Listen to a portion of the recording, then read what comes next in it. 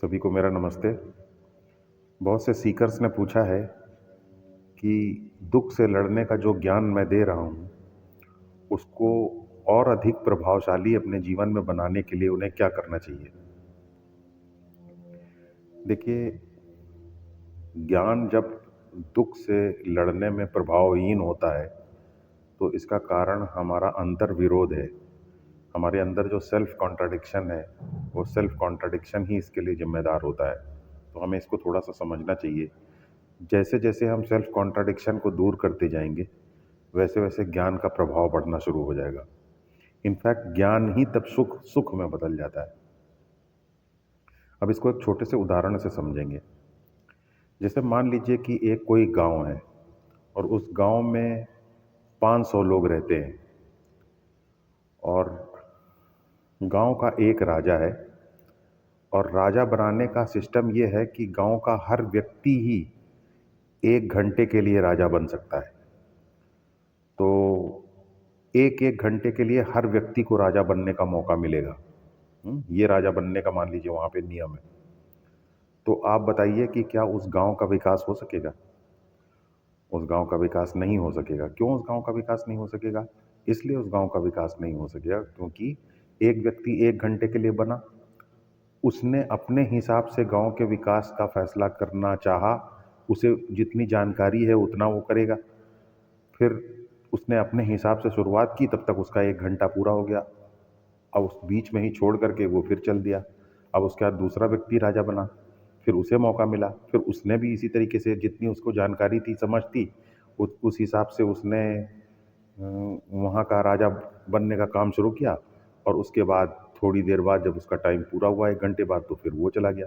तो इस तरीके से 500 लोग आएँगे, अपने-अपने हिसाब से काम करेंगे, थोड़ी-थोड़ी देर के लिए रुकेंगे और उसके बाद काम अपना बीच में छोड़ कर के चले जाएँगे। तो ऐसे में तो उस गाँव की दुर्गति हो जाएगी, विकास की तो बात छोड़ दीजिए, उस गाँव की दुर्गति हो जाएगी। ऐसा ही हमारे साथ भी होता है। एक्चुअली हमारे अंदर भी उसी तरीके की सैकड़ों फीलिंग्स हैं और हर फीलिंग थोड़ी-थोड़ी देर के लिए आती है और जब वो फीलिंग हमारे अंदर आती है, तो वो मैं बन जाती है। यानी वो फीलिंग जैसे ही हमारे सेल्फ से जुड़ती है, तो मैं की तरीके से फीलिंग जुड़ जाती है हमसे और उसके बाद जैसा वो फीलिंग बताती है, वैसा हम काम करना शुरू कर देते हैं। जैसा वो उसका उद्देश्य होता है, वैसा ही हम उद्देश्य पूरा करने में लग जाते हैं और थोड़ी देर बाद जैसे ही वो फीलिंग चली जाती है, तो फिर हम वो काम बंद कर देते हैं और दूसरी फीलिंग जो आ जाती है, उसके हिसाब से चल देते हैं। तो इस तरीके से हमारे अंदर 2 फीलिंग्स के बीच का जो अंतर्विरोध है, वो अंतर्विरोध हमारे जीवन के उद्देश्य में भी देखने को मिलता है। इनफैक्ट ये कहना गलत नहीं होगा अगर हम ये कहें कि हम मैं की एक भीड़ है, सैकड़ों मैं हमारे अंदर हैं। यानी हम एक व्यक्ति नहीं हैं, हम तो एक भीड़ है मैं की।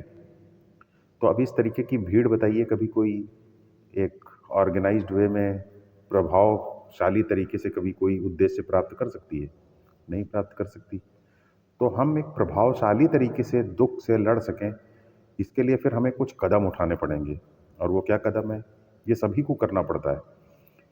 देखिए, इसीलिए साधारण जो स्पिरिचुअल टीचर्स हैं, वो जिस तरीके से आम तौर पर अपना भाषण देते हैं, तो वो ये मान करके चलते हैं कि व्यक्ति एक है। हुँ, और एक व्यक्ति को जो चीज़ बताई जाएगी, वो उसको पूरी तरीके से समझ लेगा और कर पाएगा। लेकिन वास्तविकता ये है कि व्यक्ति एक है ही नहीं, व्यक्ति तो एक भीड़ है। तो उसके तो जिस जिस मैंने उस स्पिरिचुअल टीचर की जो बात सुनी, थोड़ी देर बाद वो चला गया, दूसरा मैं आ गया, उसको इस बात से कोई समझ ही नहीं है, इसकी जानकारी ही नहीं है, उसका कुछ लेना ही देना नहीं है, जो उसको ये बताया गया।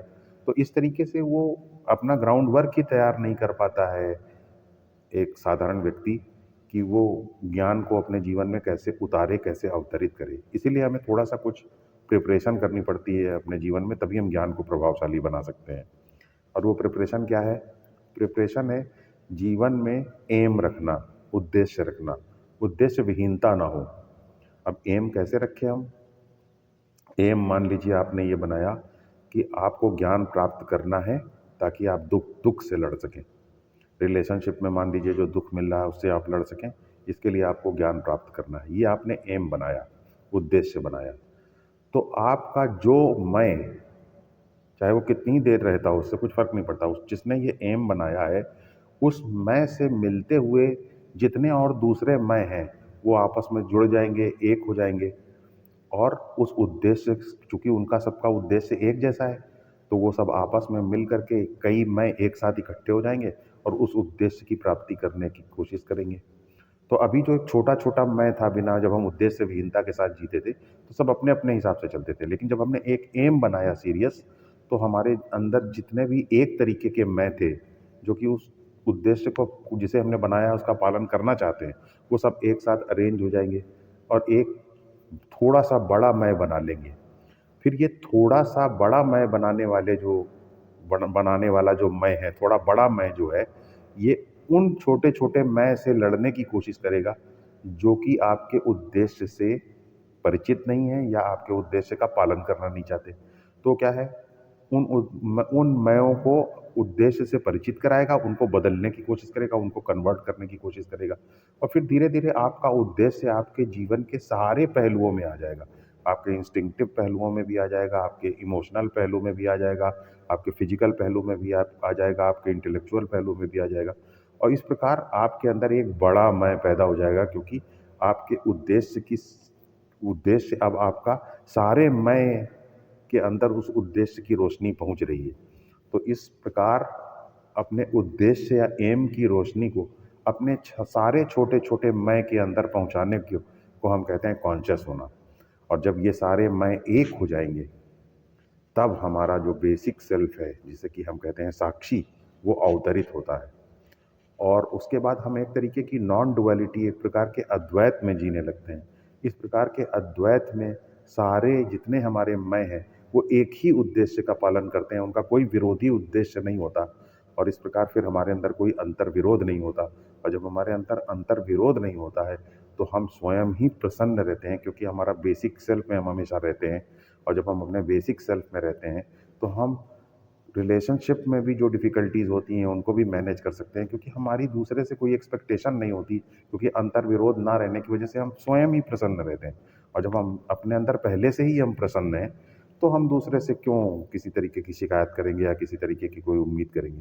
तो हम ज़्यादा अच्छी तरीके से दूसरे के साथ भी रह पाते हैं, ज़्यादा अच्छी तरीके से दूसरे के डिसऑर्डर्स को भी हम समझ पाते हैं, उनको डील कर पाते हैं, अपने बिहेवियर को भी ऑथेंटिक बना पाते हैं और अपनी हैप्पीनेस को भी अपनी रिलेशनशिप में शेयर करके दूसरे को भी हैप्पीनेस दे पाते हैं और एक बेटर लाइफ जी पाते हैं।